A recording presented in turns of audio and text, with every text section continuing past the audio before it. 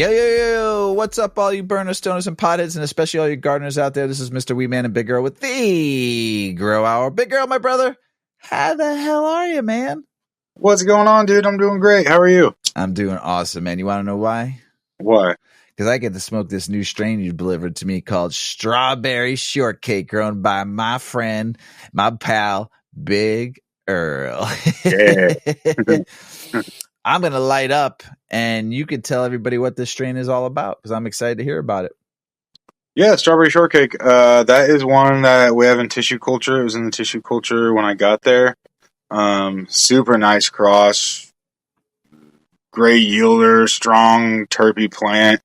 The Strawberry Shortcake's pretty true to it. It's got like this berry cream kind of flavor to it. Just overall a fantastic plant. But yeah, we have that at Generation Zero. That was one of the first plants I grew out from there. And if you don't know what Generation Zero is, that's Big Earl's pet project where he gets to take little fucking nodes and get them to grow like little aliens and little tissue cultures, and him and Deep Roots Genetics do some phenomenal work over there. And Generation Zero has been doing a fine job helping people save their plants or regenerating plants and keeping plants for you. So if you're interested, check out Big Earl's Generation Zero on Instagram and reach out to him if you need some tissue culture going on. You need to save a plant. You know? So what are you smoking on, my friend? I rolled a couple. And there were buds that were in like my jar. This is an Apricoma, I believe, the one from Seattle. I don't know if you got your hands on this one yet, but very, very, very fruity, very apricot. Even in tissue culture, you open a little tub. Not tried that one yet. Okay, I'll have to make sure to bring it for you. Nice. Very, very good. Very fruity. Mrs. Weeman's been liking the fruity strain, so I know she'll be pleasantly happy when she gets this. This is nice. Really nice. Yeah. This is fragrant. Smooth, really good. Yeah. Really good smoke, yeah. Yeah. How did the buds you're smoking on right now? What is that called again? Apricoma. It's an apricot cross. Gotcha. So what is that bud structure kind of look like? I mean, I haven't seen a picture of it either. Is it like they nice fat buds? Are they red hairs? Are they more terpy, trichomy? Are they purplish? What do they look like? They were more of a like what you wouldn't see think of as like that traditional cookie flower, whatever you want to think. They weren't like the real dense circle, which almost none of my flour is. That Strawberry Shortcake's probably the closest, honestly. That's got that real nice, tight flower structure. But it's not like they were fluffy by any means. They were just, nice little castling and bud and flower structure with their tips, and a little bit of orange in there, more traditional on the light green, a little bit of orange in there. But the smell is the big thing on it. Very fragrant, lots of flavor. The high I love, I haven't gotten it tested, but I'd assume low 20s, very fucking nice, like full-bodied high on it. Everything from Seattle Chronicles is going to be super chronic, so I was really excited too when I was growing it. Just smell it. It was the plant. I think I said it a couple times there. No, it was the plant when I was in there. I was like, man, what is that smell? And you smell a plant, you're like, oh, that smells great, but that's not what I'm smelling. You smell a plant, you're like, oh, that smells great. And you get closer, getting stronger. So all of a sudden you're like, oh shit, this is what it is. And it was the Apricoma 5. There it is, right there. Well, Seattle, we've had him on the show a couple times, and phenomenal fucking breeder and grower, and glad I'm going to get to try some more of his stuff. Yeah. I have another strain by him. I wasn't sure what the initials were, and I ended up losing it. But so same ballpark. So fragrant, so delicious. But I have no idea the lineage, the name, any of it. I don't think it was labeled, and I think he told me at one point like the unlabeled one is this. But I just didn't have any of it, and I lost the small clone plant of it after I took it into flower, and I was just like, it wasn't meant to be right now. Gotcha. It happens, man. It happens. So what else has been going on? Anything? Yeah. Got any projects you're working on? Any new cultures you're doing right now that are exciting? Not a ton, man. We've been working on stabilizing, bringing a lot of stuff back. We, earlier in the year went after like the 96 Josh, like the original OG Kush and some of the old headbands and some of the older cuts. So we've been just trying to stabilize and figure some different stuff out there. I'm looking for a lot of it, dude. I want to try that OG Kush. Me too. Kushes are my fave, my babies. I love me some Kush. If you have not experienced some true Kush, there's a lot of, hybrids now and stuff with Kush in it or something like that. But if you haven't tried just a true, just straight up Kush, man, you need to find somebody that grows some, because I tell you what, I've been a Kush fan. I mean, forever. So, I mean, from the first time I tried a Kush strain, and it's just a love relationship, not even a love-hate relationship, just a love relationship with Kush strains. And if someone gives me a straight up Kush kind of strain, like a Triangle Kush, an OG Kush, a Bubba Kush, just any kind of Kush, man, it just puts me on the cushion, and that's what Yeah. I love about them. It's I haven't gotten to grow it out yet. We cleaned it, and it's time to see what she's all about. So she's gonna go through veg here and probably be flowering in a month or so, early next year. Nice. So we'll see. And same with the grape stomper. If you go through a lot of seeds, that grape stomper made a ton of great crosses. Same with that Josh DOG. I hear a lot of people that kind of talk shit about it compared to some of the other AGs today. And who knows, but it's the original. It's what you got to smoke that to see what the influence is. That's how I see it. So how do you see what this OG Kush influence is in these crosses if you haven't smoked the OG Kush? Gotcha. So, the Grape Stomper and the Olympus headband and a few other ones that we have coming up and through. It's gonna be a lot of fun. Nice. I love it. Are you enjoying this? I mean, we've talked about this off air too. Are you enjoying really learning and then also recreating stuff and saving stuff? Like how much fun, and I don't know if I would call it fun, but more of just feeling good about what you're doing, like saving some people's plants that they might have could have lost, or now you're helping people keep plants and storing it for them and stuff like that. Is it fulfilling? That what you've been doing lately? You've been doing it for a hot minute now, so yeah, the whole year. Yeah, I mean, it's not that it's unfulfilling. It's challenging.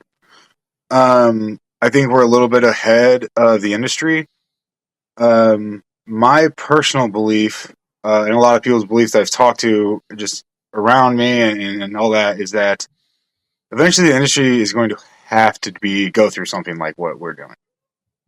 There's never been a plant that's been grown so widespread, and it's not only grown widespread, but it's grown in all different kinds of conditions, all different kinds of ways, and that makes it susceptible to all different kinds of things. And I'm not saying anything about anything, but there's a lot of newer gardeners in cannabis where you wouldn't see newer gardeners in corn or apple trees. And when you're a newer gardener, sometimes spotting these different viruses, viroids, pathogens, these different diseases, sometimes you have so many other problems. You say, well, shit, I don't even have my food dialed in. I didn't know this was hoplite. I didn't know this was curly top. I didn't know this was any of this. I thought it was maybe bugs. I was looking it up. I thought it was maybe russets, but then, and it's going to be maybe not so much for the everyday basement gardener, but for a large garden, if you want to be serious and you don't want to constantly have the possibilities of being completely taken out by something like a virus or viroid, right, you're going to have to at least work with a lab like us. And if you want to get new cuts, you're going to have to get them through a lab like us. Like you can go to places and they can have them tested recently, and that's also an option. But I think eventually you're just going to see the labs and the gardens working together. And a lot of this, and I'm not talking shit, I'm just saying what I think is going to happen. A lot of the Craigslist cuts are going to go because a lot of those are so diseased and there's so much bug and nastiness, and there's so much integrity in cannabis, and then there's also so much dishonesty. And so the people with their high integrity are not, you know what I mean? That separation eventually is going to catch on a little bit.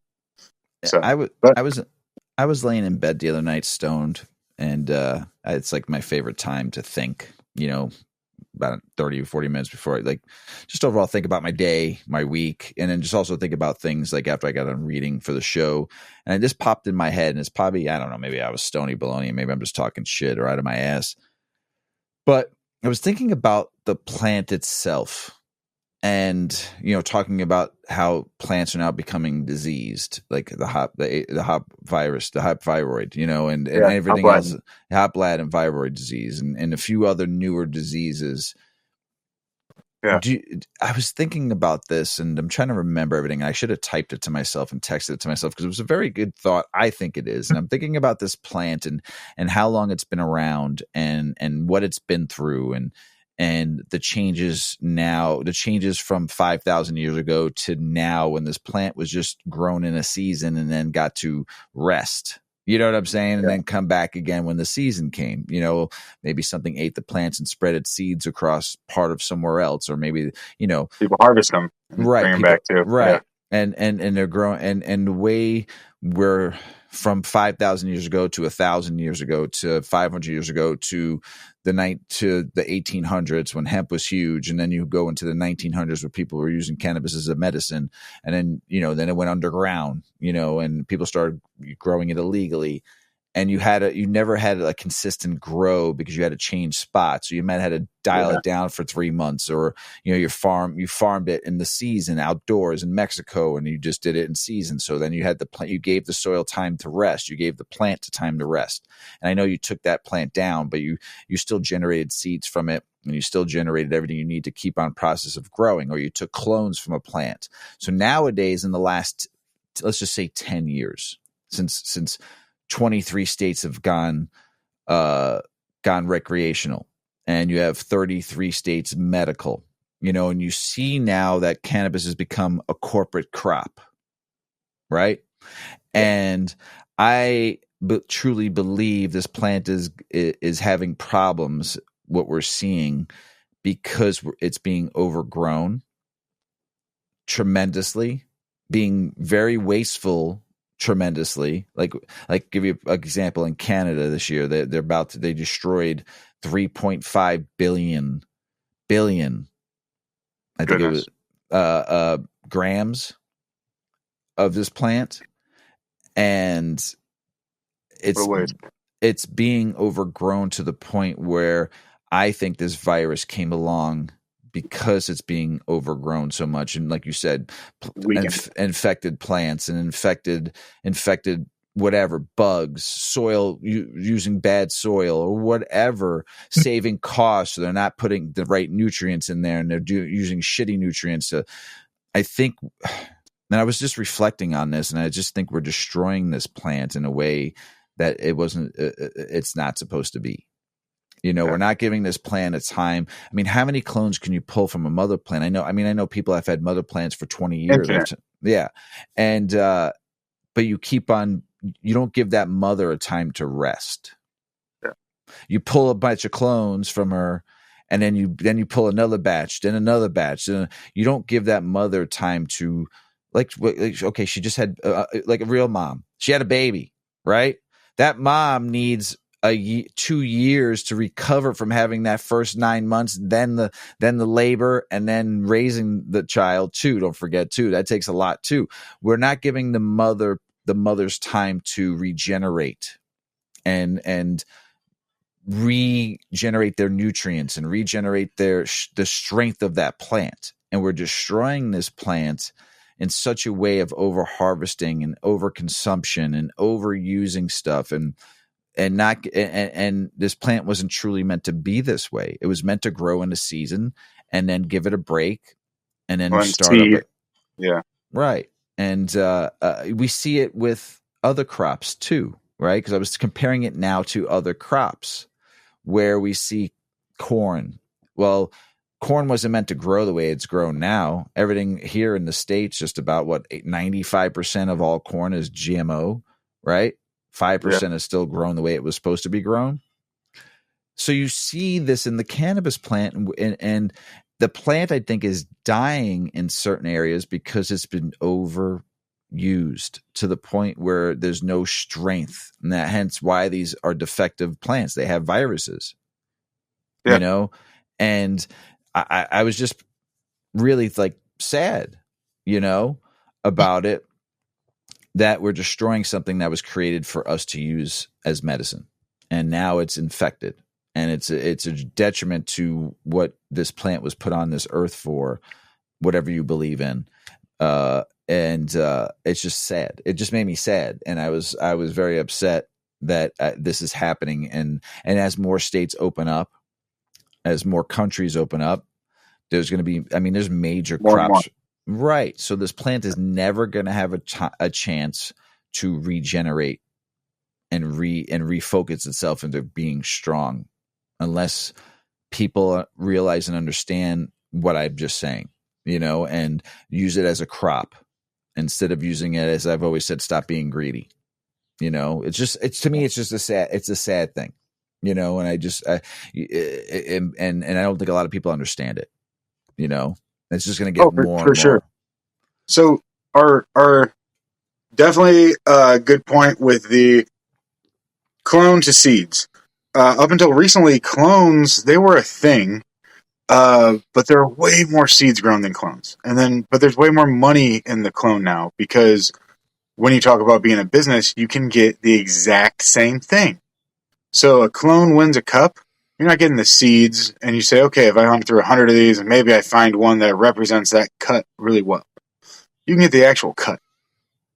And so there's a couple things. Sometimes when you're really good at taking clones, you can keep a mom pretty well.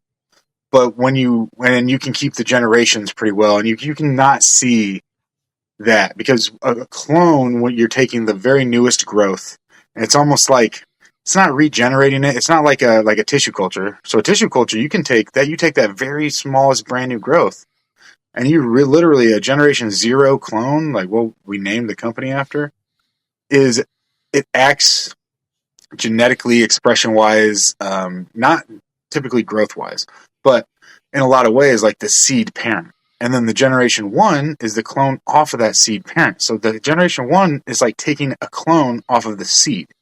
You pop the seed, you take your first generation of clones. Generationing is something that people pay attention to, but not a ton. Like a lot of times you won't get a clone, somebody will be like, it's the 20th generation.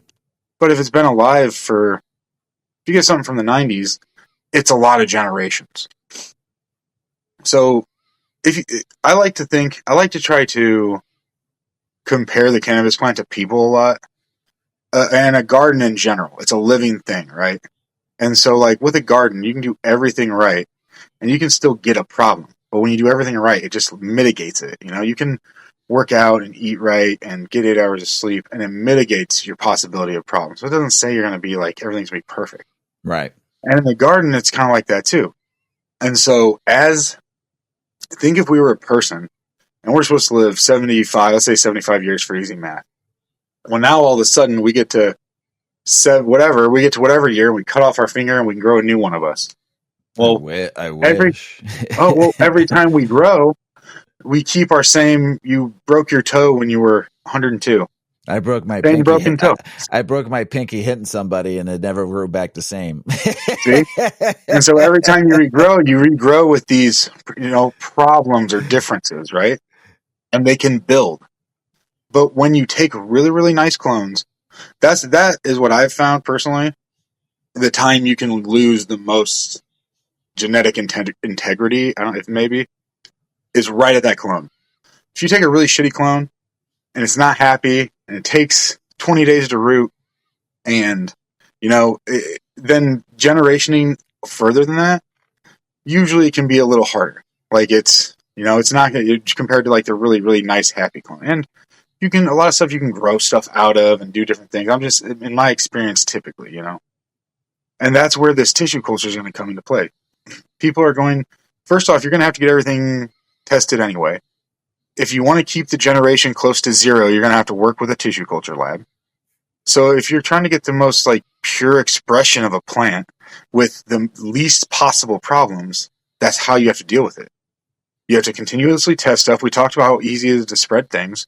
If you have a large garden and you're not continuously testing plants for viroids, viruses, everything, it's not about it when, it's not about if, it's about when.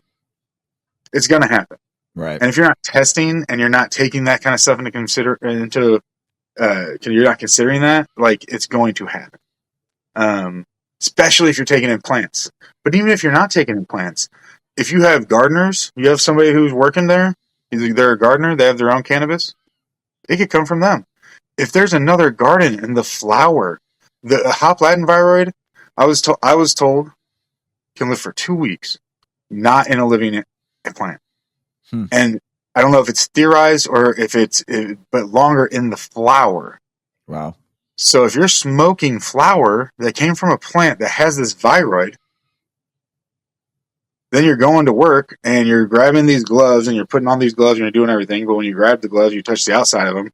Just rolled up, on the way there or whatever, just touched all that viroid all over yourself. Like, I'm not saying it for sure happens. There's not 100% probability any of this or that. Right. But when you play with the fire over and over and over and over again, and you're not even paying attention to it, eventually you're going to get caught. You're going to get burned. Yeah. And the gardens that aren't doing that kind of shit, they're eventually going, because what's going to happen is they're going to have those like 0 yields. They're going to be like, wow, even there's things out there. Hop Latin sucks, and it's widely known because it was, not known until maybe 10 years ago or something like that. Because it's very small and it's hard to get rid of. There's other stuff out there that will devastate your garden way faster. Right. Mildews, molds, like we talked about that an episode ago, right? All that shit. Yeah, there's if you get powdery mildew in your garden, and I know a lot of people watch out for that because of that, but it's like there's other things out there that are way more severe that can go way faster. And this is, I think we brought this up before too. That's another reason why bugs are so important. Even a few bugs. I know beneficial bugs, right? People like them, and I'm not talking shit. I'm not saying anything. I like them too, right? Outside especially, but inside, one of my main reasons I don't like them is because they can go plant to plant, and every infection starts somewhere.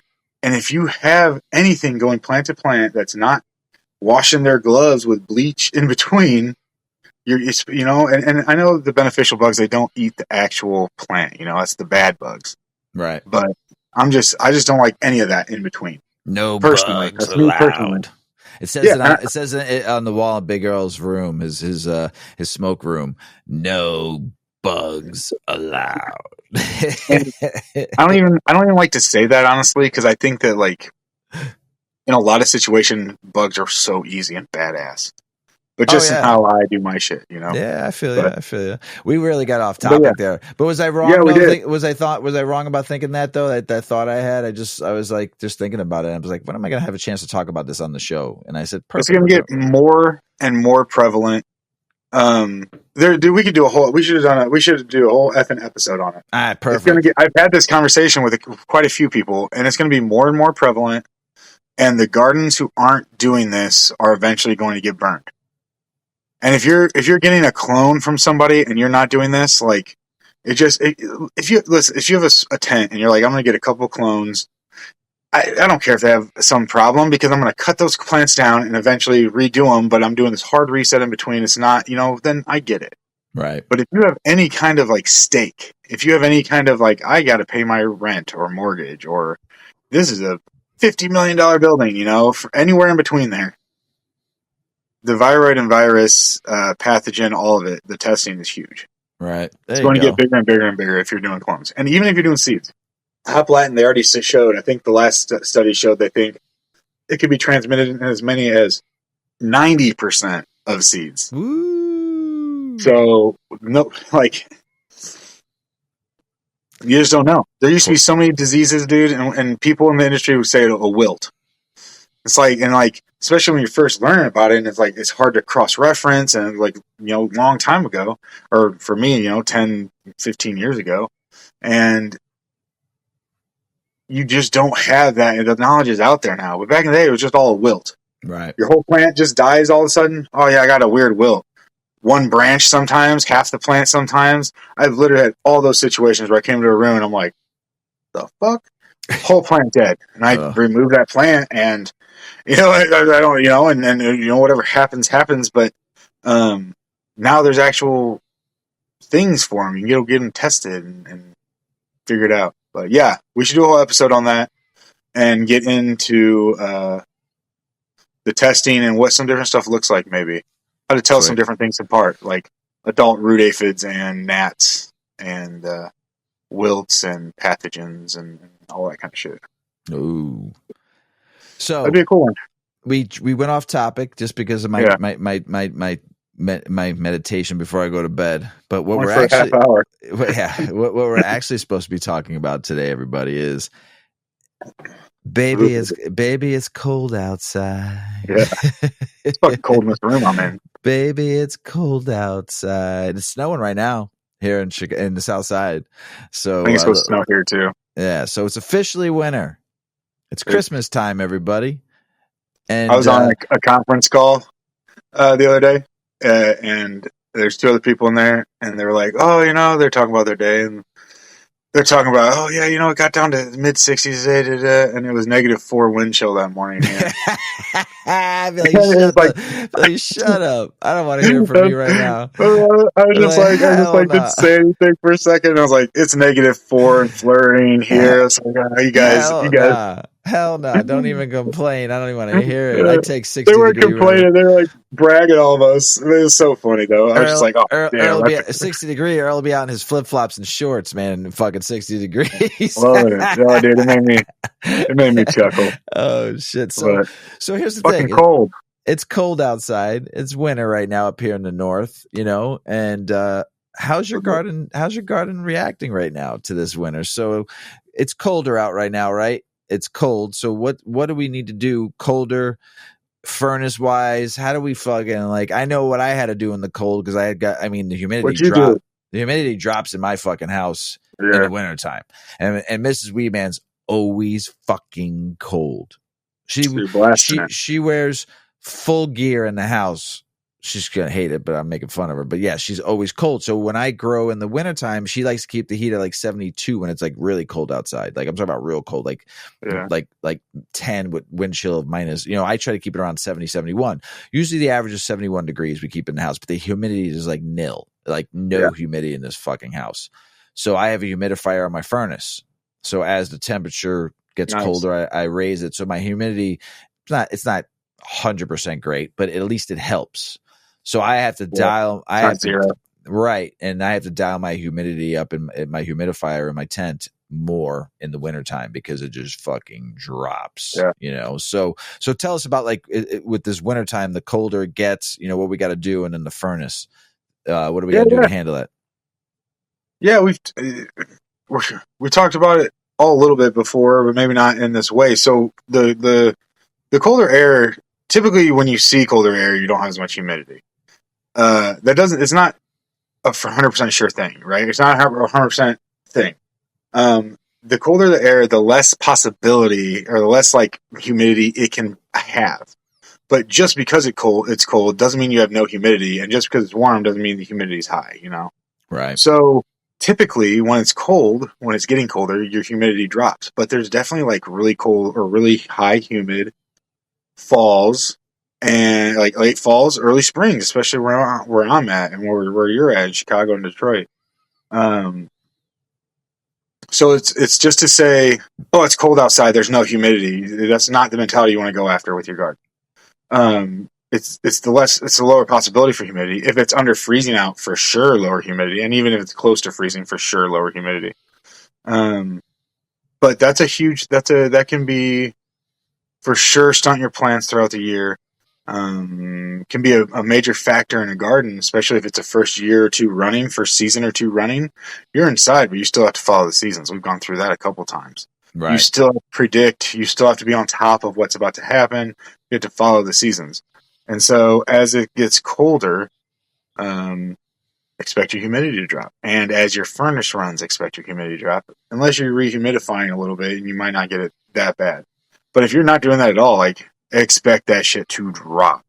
So typically, right now you're seeing, especially if you run a veg, let's say you run a veg tent, or you're just vegging, you're bringing in a clone. Pay attention. You can legit just kill a clone.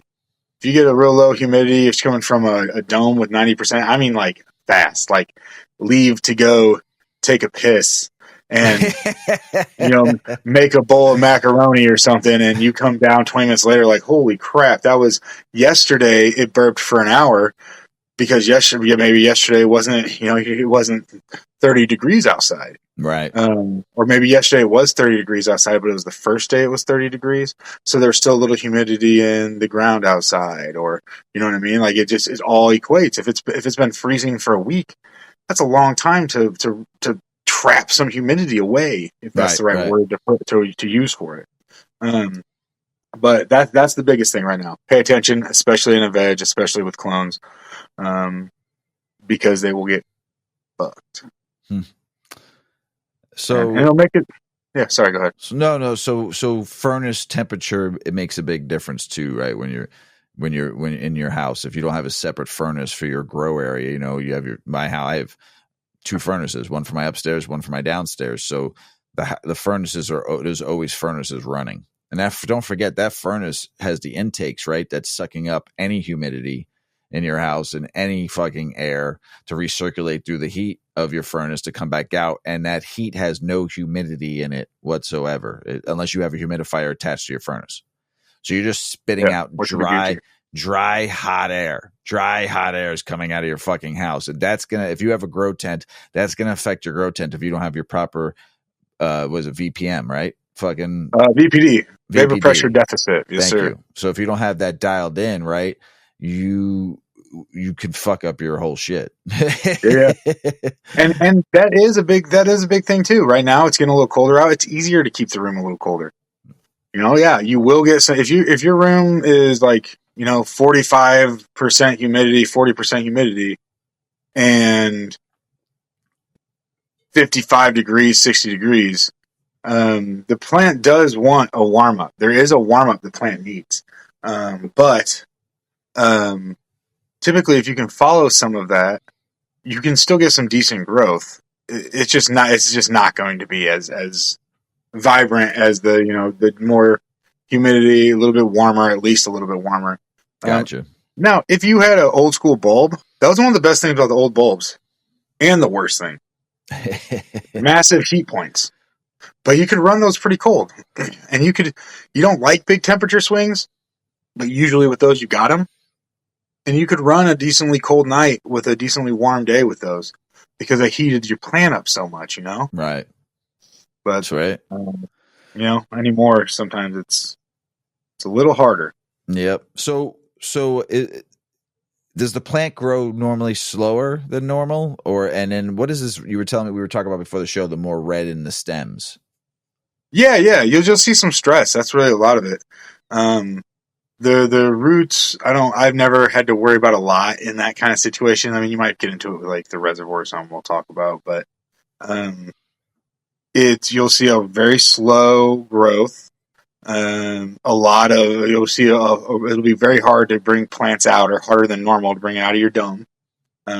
Like in my veg, I go from 60 to 70% humidity, and like very heavy humidity, but I like running a little warmer, and I do that primarily, especially when I have clones coming out, fresh youngins, because I don't want to. There's so much easier to have that when you're going from a 90% to a 50-60%. That's not as easy as going from 90 down to 75, 70, 65. You can just come out zero stress. Gotcha. For me, at least, much easier. And a humidifier, man. So many people think they don't need an effing humidifier. When I've had people literally be like, "When would I ever use that?" Like, have you ever measured that? Have you ever all season? Not right when you're like, have you ever measured if you're in Florida, you might not need a humidifier. Or that region. Anywhere else in this country, you probably do at some point of the year. Right. When it's really, really hot outside, or when it's really, really cold outside. Right. Maybe not the Northwest either. Northwest is pretty wet too. Yeah. But especially Seattle area too. That area is humid as hell because of all the rain they get in the wintertime. But outside, a lot of that, you're, if you're in the Midwest and you're getting down below freezing for multiple days in a row, dry as fuck. Dry as you're getting above 100 for multiple days in a row, dry as fuck. Yeah, dry as fuck. Hell yeah, it is. It's just so a humidifier, it's freaking huge. Sweet. Right. Especially if you're cloning. Humidity swings, though. It happens. I've seen it in my own tent. I didn't lower the humidity down. It was humid. It was humid, too humid when the lights went out. And all of a sudden I go downstairs. I'm like, whoa, what the hell happened to my fucking tent? It's like drenched. Looked like it rained in there. Yeah, pull that perspiration out. Yes. So then you got to open the tent up for a little while and fucking air that shit out because it's happened. I come down in the morning and it's like, whoa, holy shit, the lights weren't on yet and stuff. And I just peeped in there. I'm like, oh, motherfucker, I forgot to fix the humidifier before I fucking went to bed. And it's happened. I've seen it. So with that kind of a swings, though, what's the mold and what is mold and mildew like? What is it like? It does. That's exactly what it likes. Usually that correlates with temperature also in a lot of people's case. They get temperature swings, which cause humidity swings. But that's what mold and mildew lives for. Literally loves to spread in a dry case if it's a spreading spore, and it loves to grow in humid cases. And so, I don't know. I think a lot of people at one point, especially if you've been growing for a while, have had a situation where, like your first powdery mildew situation, you don't really recognize it, or maybe you do recognize it, but you don't really understand it as much, or never fought it at least. And if your garden's going really humid at night, it doesn't matter what the fuck you use. I mean, short of some super nasty systemic shit, I'm not even gonna say the name of it. It's just not, you know what I mean? But people just don't use it right. If people use it, you just shouldn't use it. But because, or you have this dry day, or the lights come on and it dries things out, and then at night it gets very, very humid. And when that's opening and closing your stomata on your plant, that is allowing these spores to travel and grow and travel and grow, and you literally can't beat it. Like, you spray, you're like, okay, I don't see any more of it. I think I knocked it all down. I think depending on how you're doing it, I changed the pH of it, of the leaf. I covered it with a wax. I killed it with an alcohol or H2O2. However you're fucking going after it. This shit's back like the next day. Wow. It's like, wow. It was, and that's the situations people can't get rid of it. The switches. I've had plants that have had powdery mildew. It's in your plant. It's systemic. It's in your plant. That have had powdery mildew that don't express it when my atmosphere is like dialed the fuck in. Wow. They have the disease. They're strong enough to fight it off.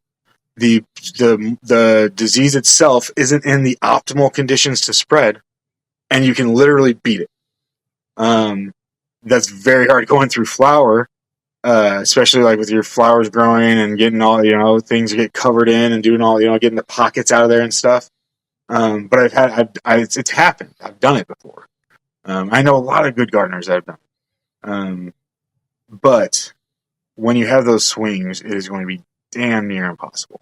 Gotcha. So, and that's sometimes hard enough. And when you have the humidifier, like you were saying, some humidifiers don't. You just put it on a low or a medium or a high. Right. They don't turn off when they hit 40%, shit like that. But they do make. If you do have a humidifier like that, you can get a plug they plug into, and you set the humidity on that. And when it gets down below a certain point, it turns on, and then when it gets up to a certain point, it turns off. Gotcha. And it can make little 1 gallon plug-in humidifiers. Work pretty well for a small area. Damn. But I personally run a humidifier and a dehumidifier. And I just have my humidifier set 7% or 8% above my dehu, or below my dehu. Yeah, I think below it. So if it goes down too low, my humidifier hits on, and if it goes up too high, my dehu hits on. But they don't fight each other that much. Right. That's cool. That's great knowledge right there. It works really well. What's this Antarctica story? Oh, yeah. So, and in the winter, a lot of people think a lot of that stuff, a lot of this mildew, mold, all that shit isn't spreading. They went, dude, and I probably even got the story wrong. Antarctica, I'm pretty sure, was the story I read. And they opened a plate, an auger plate, to collect mold, like something you would put if you're growing mushrooms, or we'll take leaves off of samples and put them onto special plates to try to pull things out to say, hey, let's see what you got in here if there's anything. Let's try to culture it, Right. Let's see what the fuck it is.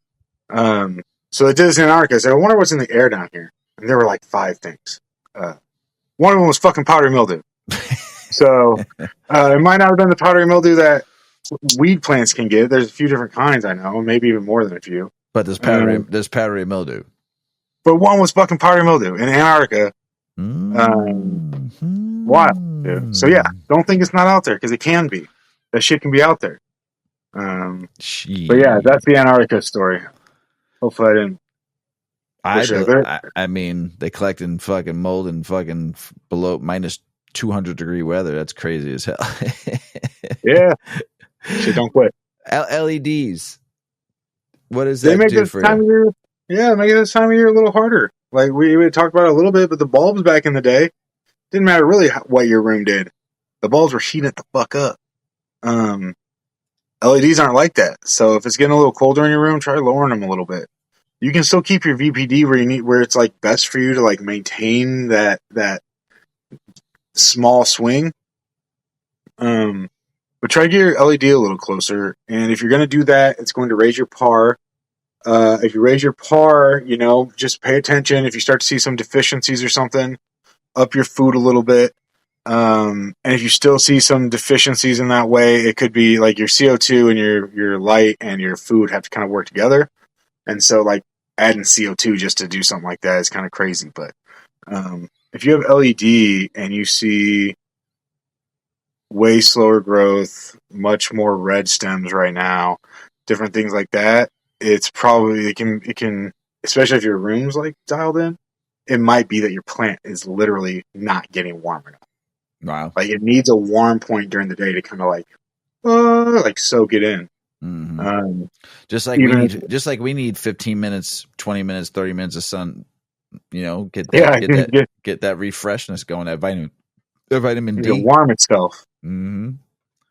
But yeah, the LED are great. I think they grow really good weed. I think there's some positives to some of the older tech, but financial is not one of those positives. So the older tech's probably, but like I bought a bulb for the first time the other day. Wow. For the first time in a very, very fucking long time. Just because you wanted just. Well, the winter is coming, and I like ceramics a lot. And so what I've had is my bedroom went down. I've just run one ceramic, all the rest is LED in there. But the winter was coming, and the ceramic runs much warmer than a lot of the other ones. I just fucking love, dude, ceramics. Ceramic metal halide light emitting ceramic, CMH, LEC, exact same things. 315 watt bulbs. Fucking awesome. They have a bunch of different Kelvin ratings, from flowering to veg. I think it's like 3,000 it goes down to, and it goes up to like 3,700 or the two I get. I can't remember. You gotta send me a pic. Badass. Dude, ceramics are the shit. But so I used to have all ceramics. I ran ceramics in my flower room, in my veg, all that. And so as I went down and I dwindled, I had bulbs. So my ceramic bulb would get old, or I'd start noticing some like black marks on the inside. I'd get rid of it. And I finally ran out of my last bulb. I had to go buy a bulb. And I was like, man, I was contemplating. What is a bulb costing nowadays?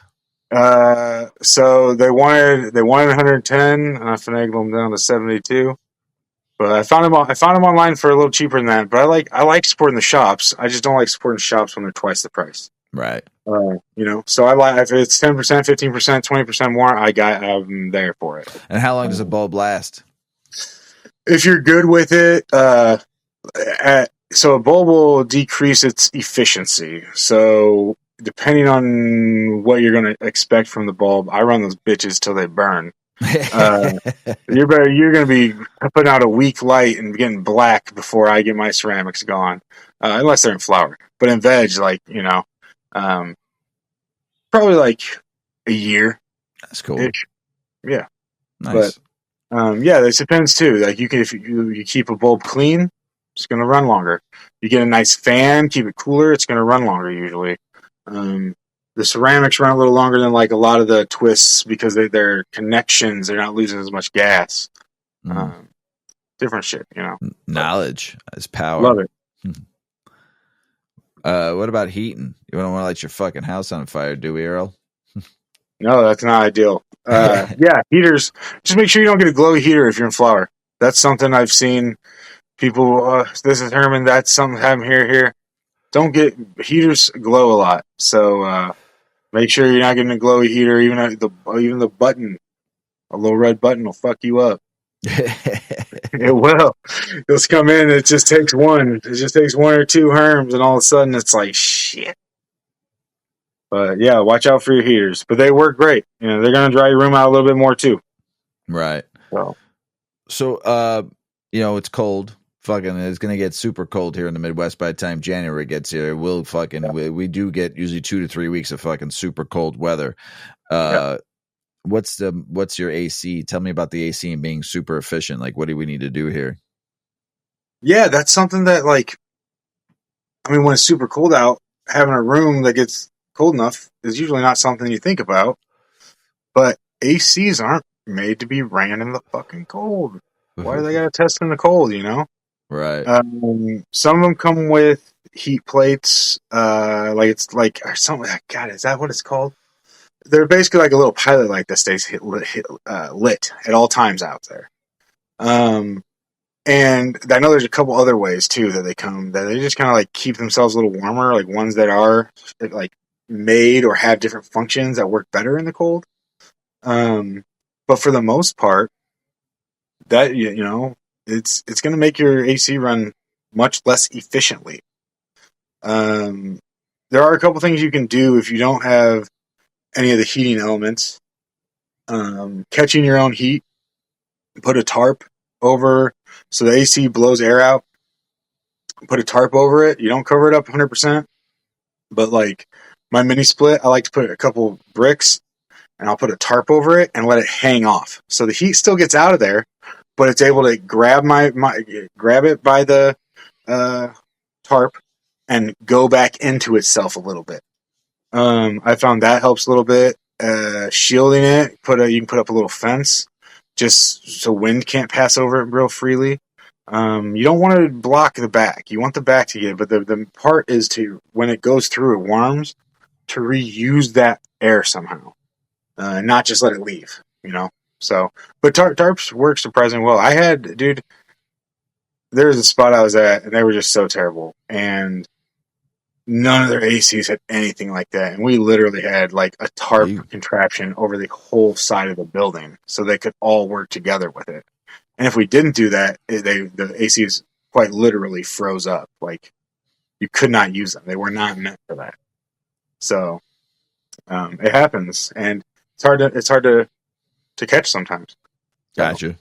I've in the past sucked in air, taken advantage of that, and said, well, I'm going to they make fan connections, fans that connect to temperatures. It's just a temperature gauge that you turn a high and a low, just like with the humidity gauge, and you can connect a fan to it, and you bring in air from outside. I'd filter that air if I were you. Yeah, but we know why. If it happens in Antarctica, it can happen here. Yeah, exactly. But it is a way to bypass that a little bit, you know. So if it's something that becomes a big problem, that is also an option. Gotcha. Man, so much knowledge. Well, you just these little things that sometimes it's hard to it's hard to be perfect running a garden. But if you can predict it, like that's what we talk about all the time. The best gardeners, you just predict. And so when you know your garden, you've been through these seasons a bunch of times. Right. And if you've had a few gardens through a few seasons, you've seen a few different outcomes and a few different reasonings for these outcomes. And it's just like you don't pay attention to it sometimes. Right. So we've gone over the biggest thing, which is the humidity. But some of this other stuff can help sometimes, you know? Yeah, what about water temperature? That's one too. If you're on cement, check your fucking temperature. If you're not on cement, you're probably okay. If you're not touching something that's getting cold, you know, it's gonna that could be real cold, you're probably okay. And if you're in the middle of a basement in a heated house, that cement's probably not getting that cold. But if you got a cloner sitting on the ground near a wall, that might be a little too cold to clone some plants, you Right. know? So if you've gone through everything else and you're like, man, I don't know what this could be, check your water. And it might not be too cold for the plant. It could be something weird, like if you run a really heavy food and that food isn't super soluble, or you're not mixing it really well, and all of a sudden you get some kind of like, I don't even know if that would happen with something like that, but I know solubility goes up with heat. So, yeah, just make sure you're not running a 40-degree fucking res, you know? That's cold. Yeah, those fucking roots, man. I'd be fucking pissed off at your ass. Your biggest thing. We've talked about this so many times. Big Earl's one of his number one pet peeves. Drum roll, please. Earl, what is it? Airflow. Airflow. If you're running a colder VPD, don't turn down the goddamn fans. You need the air to move. You need it to blend. You still need all this stuff to work together. Don't turn down the airflow because it's a little colder. Don't do it. Naughty, naughty, naughty. Yeah. Don't do it. It's cold. But it's, you know, you just don't want to not mix your air. It's super huge, especially when you do with something like this. You got a heater going here, a humidifier going here, super cold outer wall over here, your AC that's working at half efficiency over there. So if you're not mixing that shit, you're gonna have mix it. Right. Don't fuck with the airflow, everybody. Yeah. Don't fuck with airflow ever. I'd say what, man, that fucking Strawberry Shortcake is good weed, my friend. Good weed. Thank you. Yeah, really it's nice. Very nice to grow too. I mean, there was another one. I don't know if I mentioned it. I know we were talking about before the show, the lemon pepper you grew. Mud on. Yeah. And then and then you bought some OGs back, some Oreos and some gelato. Mm-hmm. Mud on. The Oreo is fire. I was very surprised how good that came out. Oh, it was really nice. It was. And you got a really low, you know what was very weird about that Oreos? I feel like I didn't want to pay to get it tested again because I'm a cheap ass. It only hit like 18% THC. Even better. I love it. But dude, the buds, you can't even fucking see the flowers on it. Oh, it was so crystally. I was so surprised. Yeah, exactly. I was like, man, that doesn't seem right. When you but that gelato hit almost 30%. Oh, really? Man. This tell you what, man, all the strains, and then the new round of GG4 was fucking. You like that S1? I like that. Good. Lit me up last night, man. Mrs. Weedman and I smoked that last night, and I was like, I looked at Mrs. Weedman, I'm like, I'm high as fuck. Yeah, that was a good selection. But the dude who selected that's so I'm assuming it's an S1. It was given to us as the GG4, but it's not the original GG4 clone. Right. So, I know the terminology sometimes, you know, some people you got to be spot on, and some people just like, I don't really care that much. But I thought it was very close. It was pretty close to the original GG4 for me. How it grew gave it away more so than how it looked. The flower looked so much. The flower's a little longer and skinnier on this one. And I feel like how it smelled and tasted was pretty close to the original one too. Yeah, I the selection this time around was mud on. Good, dude. I'm glad you liked it. Well, I didn't just like it. I loved it. That's what that tissue culture is doing for me, dude. I got in there, just like, oh, there's all these other clones, and I could finally trust it. Man, for so long, I haven't even collected seeds for maybe 5 years. Because all this different stuff was starting to get nasty and nobody knew they had it. And so for so long, I just wasn't even I have a huge seed collection, so it wasn't like I didn't have genetics, but I wasn't bringing in new seeds. I've seen your refrigerator. Yeah, exactly. Yeah. I wasn't bringing in new seeds, though, you know? That was like a passion of mine. I loved hunting and being like, oh, look at this. Ooh, look at this. And then it was just like, man, it was hard to just trust any of it. So I just kind of fell back, and I never would bring in cuts, ever. Very rarely. but yeah, it's been so much fun having all the new stuff, the different stuff come through. I'm fucking loving it, man. I mean, I've smoked a lot of these strains too, but not all of them.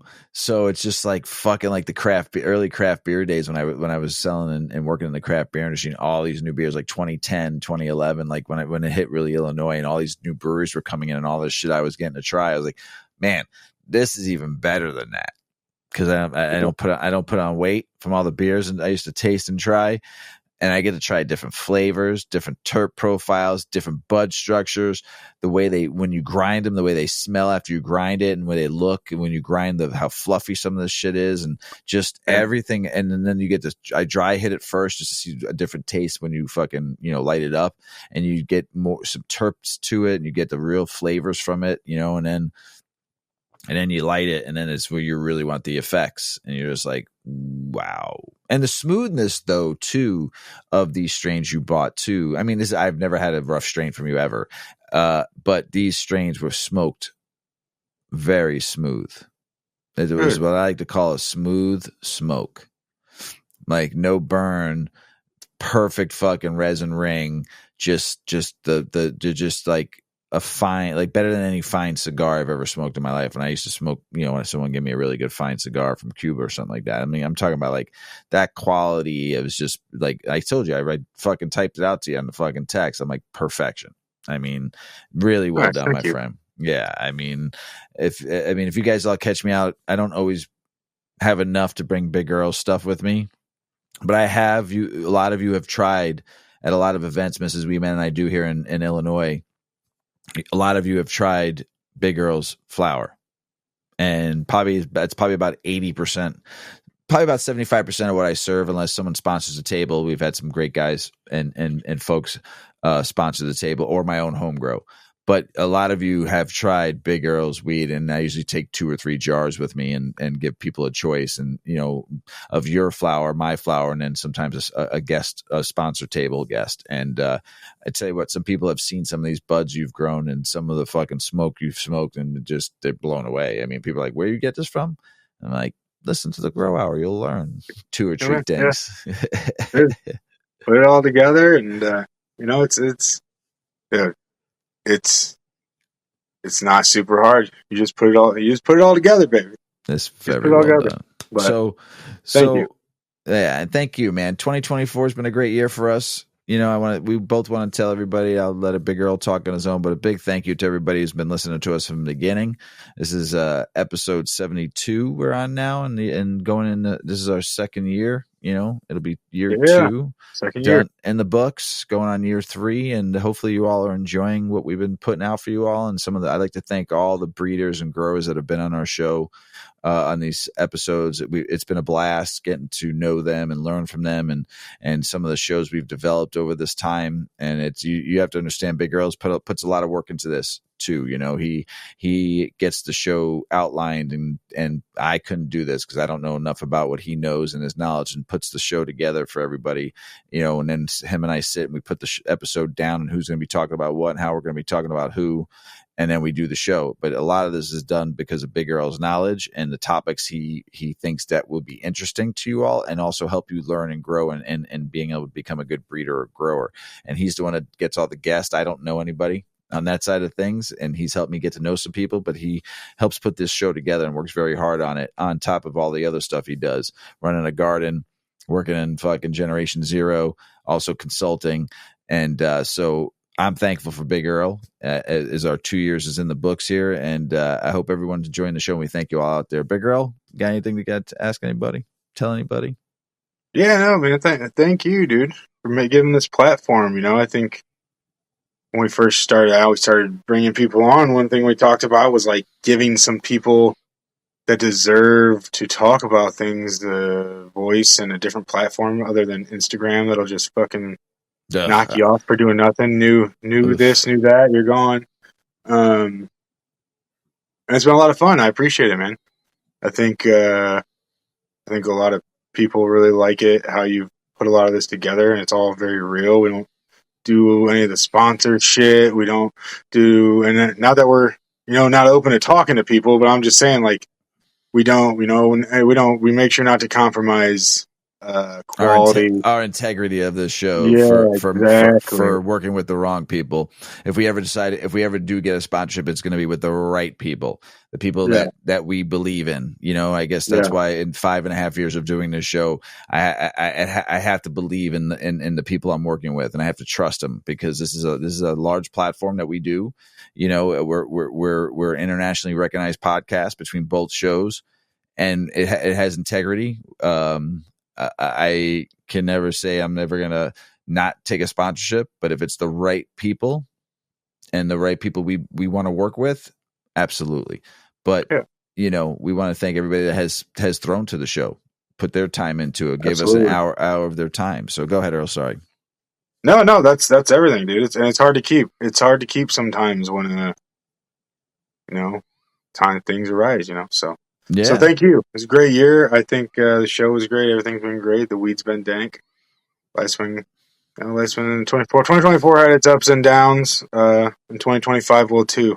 We just keep on growing. That's it. So anything, we got some new guests we're going to be working on for 2025. We got some other guests that we need Oh to still yeah. have their burp in the bag episode or the round table. We still got some folks from last year that we didn't get on a round table discussion yet. And then some new people that Earl's been trying to get on the show. So, and if you're a breeder or grower out there and you want to reach out to Big Earl, I am the Real Regal Beagle on Instagram. And I'm the Regal Beagle, yes sir. yeah, reach out to him, and maybe we have you on the show, and give you a shot to tell your story and learn from you. So, but 2025, I expect some big things coming from this show. We're going to hit our 100th episode, which would be great next year. And we're still running 2 shows a month, sometimes 3 and sometimes 4. It just depends on the month. And for hopefully we keep on growing and getting bigger and bigger, and we start doing some different shit and having some more fun with everybody out there. And I'm looking forward to what 2025 brings. And you know what? Santa's coming to town, right?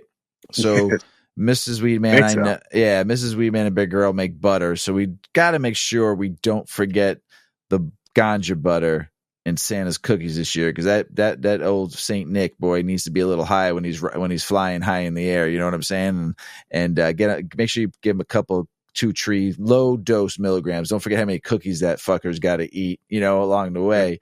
So low dose Santa, don't fucking overdose Santa, because the kids need their toys, The kids in the next neighborhood need their toys. And you got to leave the cookies out, right? But there's also milk. You got to leave a cup of milk for Santa. Whether it be whatever kind of milk you give, drink almond milk, oat milk, cow's milk, whatever you fucking drink, it's milk. But there's something in that milk that will make it'll make him strong. Earl, what the fuck is that shit that you got to put in there? It is a mixture of calcium and magnesium. Is what it is mostly. I tell you, there's calcium in milk, right? Yeah, exactly. And there's magnesium. Got to give a little quick shot in there for old Saint Nick. He needs that cow mag to go. Everybody out there, record times, baby. Everybody out there, we love you. Don't forget the Cal Mag.